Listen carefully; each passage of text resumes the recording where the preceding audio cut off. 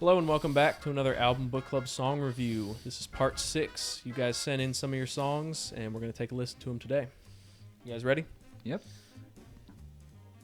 This first song is For What by James Moor, suggested to us by James Moor on TikTok. That's what I'm thinking. That's not what this is.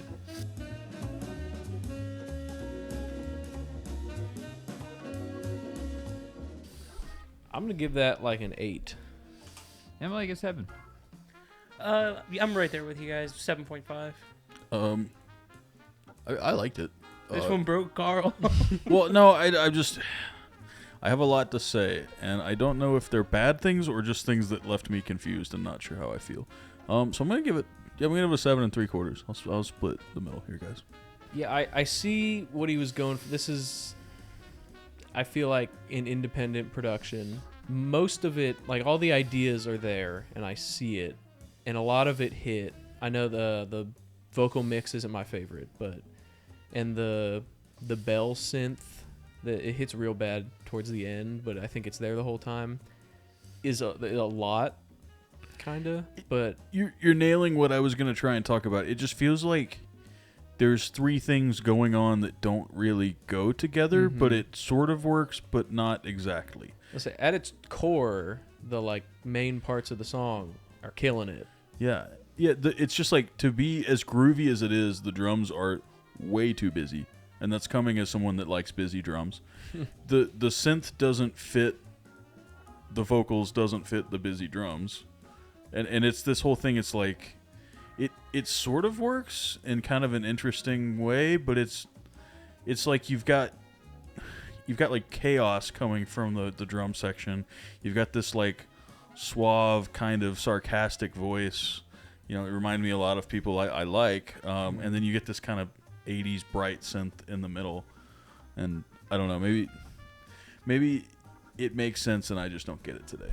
But it's not that I didn't like it. It was just there was just a lot. I think you guys are definitely onto something. I think it connects together in a really odd way.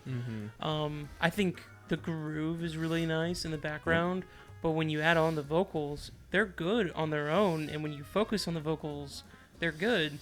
But listening to it all layered together, there's just something that's kind of weird with it. Here's the honest answer. I bet we're all just bitching about the at-home production of it without realizing it. Because how much better would all of this have fit if the bells were turned down and less in the focus while you're trying to focus on the vocals, or there was a little less compression on it, and the drums were turned a little more down and highlighting more accent parts. It just seems like it's stuff that you pick up over time or you go to school to learn, and this is very solid for what it is. It is just very busy, but it reminds me of like a sitcom or something like that, and I think that's kind of the objective of it. I mean, that's clearly the vocal style, is that like kind of like chill, vibey, fast, goey. The like mustard service. Yeah. I don't know exactly what that's called, but The stuff I was talking about is just from an arrangement point of view. It doesn't have anything to do with, like, it's mixed fairly well for a bedroom thing. I think if you're deciding you like this mix for what it is, then you're not going to like the arrangement. When you can loosen up the compression on the vocals and all that, and it will fit better with the super clear synths. The drum parts, I think, could need changed out, but the synths worked. They were all in key. It was all right. I don't think you can get that synth, that vocal, and those drums to get together with any amount of mixing. I don't think Rick Rubin could fix that on an album, and he's very good at slamming things together that shouldn't be. I do think there's at least one synth line. It might be like 2 or 3 with how much was happening, especially towards the end, that might just need to be muted. Yeah. Just because there's a lot going on. There's one that sounds kind of like a bell that I think took over way too much, and I don't think it needed to be there at all. But like the main one, I think the majority of this song is very fixable. There's just some stuff that needs taken out. Yeah, it just, and it sounds like we hated it. We didn't hate it. It's just when an artist asks us to review something, we're always really honest. But I just hate the mentality of, do it and fix it in post.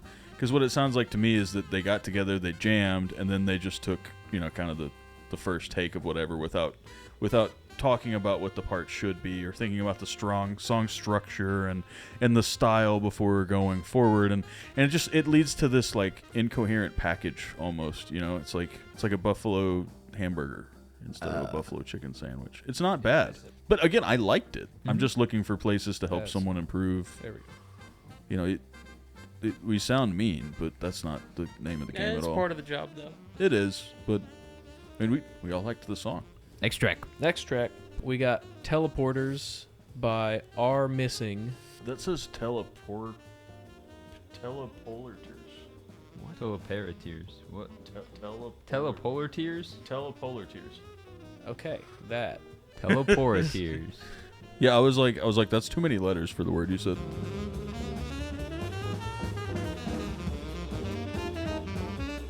I'm going to give it 8.75. I'm giving it a 9. I'm going to give it an 8.5. Wow, I was thinking like 7, boys. Oh, I think we like trance music more than you.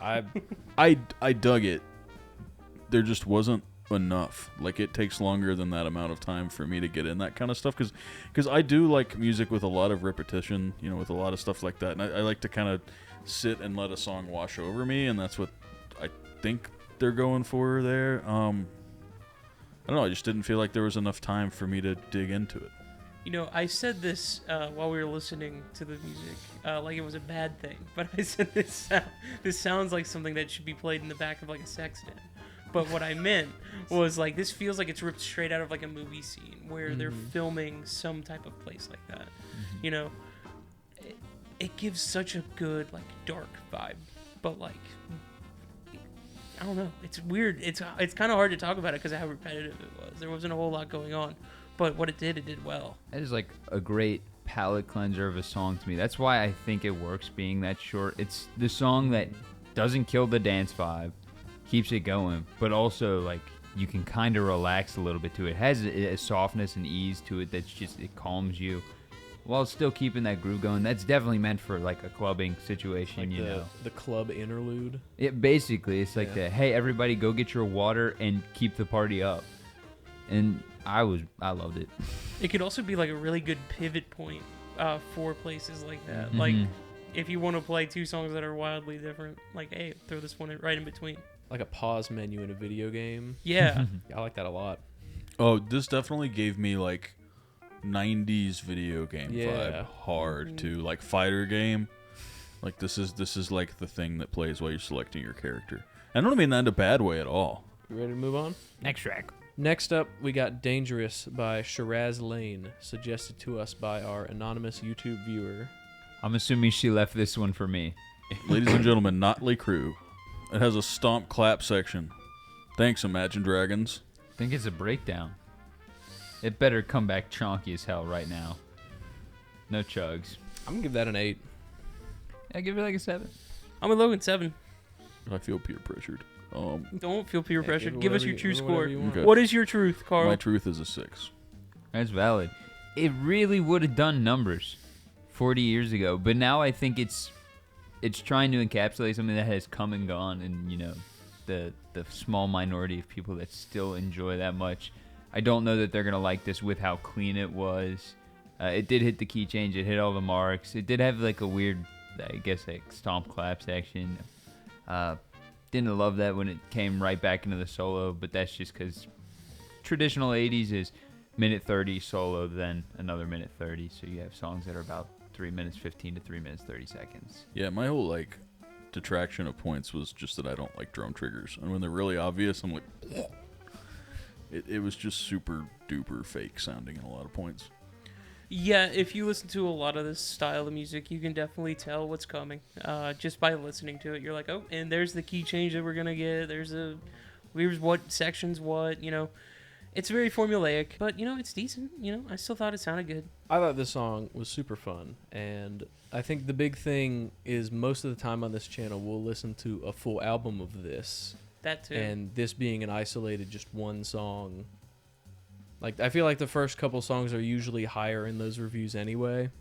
And that's probably what just happened. I mean, it did everything it was supposed to. I just don't like fake drums. It's fun. I've just listened to a lot of other music that sounds like this. Yeah. Next track. That was a Five Nights at Freddy's jump cut. Next up, we got Witch by INDIGOHEAD, suggested to us by INDIGOHEAD on Instagram. I don't think they actually told us to listen to this, but they sent me this song, so we're gonna review it here. I can tell you there was money put into I have this. one of those. Yeah, this video had quite the budget. The mix had fucking budget. I'm gonna give that a 7.5. Yeah, 7.5. I agree. 7.5. Wow, it's a lot of Feel pressure. your truth. There's no pressure. You don't want the truth. You can't handle the truth. I can handle whatever you throw at me, There Carl. you go. That was like a 6 again. I'm struggling. That ain't even that bad. Maybe a 6.5. I'll give it a 6.5. See, that ain't even that bad. Had chonky chugs, had a good vocal cadence to it. There was some weird minor stuff I wasn't in love with, but I could take it or leave it, but it's on the better side of as far as like a metal or heavier alternative track goes. I think what this one comes down to is like it's just a standard, really well produced. Like it's a pretty good song. Like it fits within the genre. It just doesn't do anything that really stand out or like push itself to another level. You know, that's its problem. It's like track 5 on the album, you know? It's not the title track, it's not the ending, it's not the standout track from somewhere random in the album. It's just, you know, one of those pass-bys. And that's okay. You know, it's a pretty good song. I don't tend to like a lot of music that has similar vocals to this, or just Maynard James Keenan in general. So that, you know, that was hard for me to begin with, but it is mixed really, really well. The bonus points they would have got from the mix, though, did get taken back off because of the random rim chops in the middle. There was a point where there was a rhythm that was just really, really not necessary on a really, really bright, cross stick rim shot section, and it was like really high energy instead of what a backbeat probably should have been. And it just didn't fit what was going on around it, and it was kind of jarring. Just going to talk about how I don't like drummers today, apparently. Yeah, I think Carson pretty much nailed it. Is like, it's good, it's catchy, it's very well produced, but it's not gonna like stand. It would fit well in a playlist of this, but it's not super gonna stand out. The video, by the way, was pretty well shot, minus the one shot where they're punching the camera. That looked not great, but everything else is beautiful looking. All right. Ready to move on. I mean, we've already. Next track. Next up is Highway Robbery by D. Wayne, suggested by our semi-anonymous YouTube viewer. Was he Wayne and they took it away? I don't know what you're saying, but if you're not saying this is halfway between Prince and Childish Gambino, you're wrong. Okay. I could also see that. This is how you do full staggio right here. This is it. All of that, like, 80s inspired crap we've been listening to, this is how you do it. This is how you make modern 80s music. Pretty much. This is fucking nails. I'm going to give that 8.5. Yeah, I'm sitting at an 8.5. 9. I'm going to push it to a 9. I feel that. Carl, you said something earlier that I think perfectly encapsulates this song, and I would like you to say that again. Yeah, we listen to a lot of stuff that's very 80s throwback, but this is the right way to do nostalgia.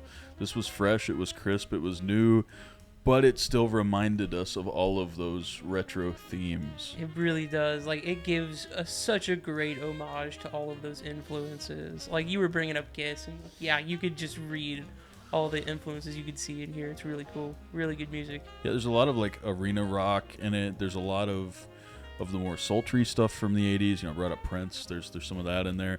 But it also reminds me of some of the newer pop stuff.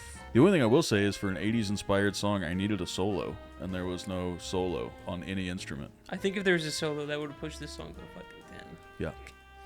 I really thought, because there was a section for it too where they had like a build up and the bring back. I thought they were going to kick into a solo even for like 10, 15 seconds, just a quick one. But it just read right back into that chorus, which is the modern way of doing things. You know, it's a lot of like verse, chorus, refrain, chorus. And that's just like the modern way of music. So. Yeah, but cut the first double chorus out and put a solo in instead. Yeah. Mm-hmm. We took all of Connor's notes again. Yeah, I got nothing left. This song is great. It's a perfect explanation Yeah. for this song. I mean, Yeah, everybody nailed sometimes you get something that's so good you can't really say much about it. Yeah, that one's definitely getting added later. Yeah. Next track. Who the fuck put a scorpion on the moon? Next up, we have Delilah's Power by Ike and Tina Turner, suggested by Lamont. I believe this was a YouTube comment, but we got him from everywhere, so. Thanks, Lamont. I'm going to enjoy this. This was before they figured out stereo. I do love the... Yeah. No, that's perfectly nailed to where you're hearing it over here and you're hearing the echo over here. It's on purpose. I don't know what to give that. I think an 8. I was going to say an 8. That's a 10 all day long. I'm between an 8 and a 9. I think I'm gonna give that a 9. Yeah, that song was fun. That's all it was. It was just a super fun track with the seizure synth solo too. I want whatever synth that was. Dude. So when Tina hits it, it's there. She's got screaming vocals. The band is killer. The horns are killer in the background, even with the the effects and stuff. They're playing super loud and distorting whatever they're recording into, but the whole thing is pieced together really well. The stereo field is a little bit unbalanced at some points, but it is mixed super well. And the era that is, it sounds impeccable. You hit almost everything. For real. I mean, it's the biggest problems are it's super dated. I mean, you can hear the hiss of everything. But I don't care about that. It's just a lot of one thing. It's 3 minutes of like pretty much the same thing the whole time. It's just going and driving. But yeah, mostly my problems are just the stereo. Like, it gets really unbalanced at points. Maybe we've been reviewing too many albums with like over 5-minute songs throughout, because nothing we've listened to today has sounded like that it went on for too long. Oh, I just mean I heard the one phrase. Like, that was the song. Next track. Next up, we have Afraid of the Future by Kid Vivid, suggested to us on Instagram by Kid Vivid. Band's plugging their own shit today.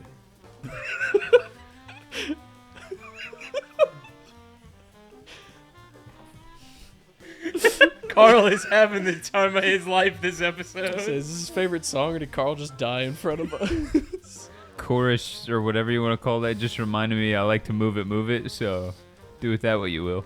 Yeah. Okay. That was fucking I was like, there's no awesome. fucking way. Y'all made me losing my credibility. What? People be thinking I hand out 10s now. God damn. Yeah, I'm gonna give that like an 8.75, leaning 9. Yeah, I'm going to give it a 9. I'm going to give it a 9.5. Yeah, it's 10. As like I said, people are gonna think I hand out 10s now. No, No, this is everything you love in a song. dude, This it's video's making up for the first 3 we yeah. I'm finally happy. No, you gave me something that's a tempo I like. It has chant lyrics about pizza and wanting pizza eventually. It's great. That's It's an amazing punk song. It's oh my god. yeah. I'm happy. I can die now. We were both over here having the time of our lives. Energy, tempo, vocals. They nailed all of it. I Yeah. mean, we saw Carl ascend Yeah. right when the song started. Yep, it was great. Carl was dancing within 1 beat of the song. Yeah, Yeah. I was so happy. I was like, finally someone found my tempo. It was time. This is how fast everything should be. Next track. That was quick. Next up, we got one more Lamont suggestion. Forget Me Not by Marianas Trench. Does the rest of the band come in? I don't know. I think we don't get this because this feels like a concept album. I think they all are. That would make sense. So I think we got shown a track in the middle of a concept album. On its own, I give that a 7. Yeah, like 6.5. Yeah, I'm with Logan 6.5. I'm just gonna say 6. I bet it's a whole lot better if we listen to the whole album. Mm-hmm. I think we're missing a lot of that context because there's not a lot there. So I bet the 3 songs prior to this there was a big band sound behind it, and we're just missing that. And I bet in 2 songs from this one, it's everything from the entire album gets tied back in for the ending. So I think what Carl said while we listened to it, when is the band gonna come in? Yeah. that sums up. We just also have a habit of getting Trench songs that are out of context or not. Like we just don't. They're not the ones for us. We've talked about that before. They have a very specific sound, and knowing this band and knowing their sound, we can say all that stuff because we would probably have liked what's around it more than this. Also, just coming off the high of the last song and hitting this was like. that is very true. We have listened to 2 Marianas Trench albums, but only reviewed 1. In the review for the album, they're kind of up and down too, depending on the song, depending on the mood, and that's part of what makes it such a cool band is depending on the mood you're in, you can still listen to Marianas Trench because there's going to be something you find you like on the album. There's a lot of good movies that are that way. There's movies that speak to you at different times when you're in different moods, and I feel like they're a band that can do that too. All right. If you made it this far into the video, make sure to like, comment, subscribe. If you want us to take a look at your music, send us a DM or comment anywhere. We see all of it, so let us know. We will review your music. Connor sees everything. I see everything. See you next time. Oh.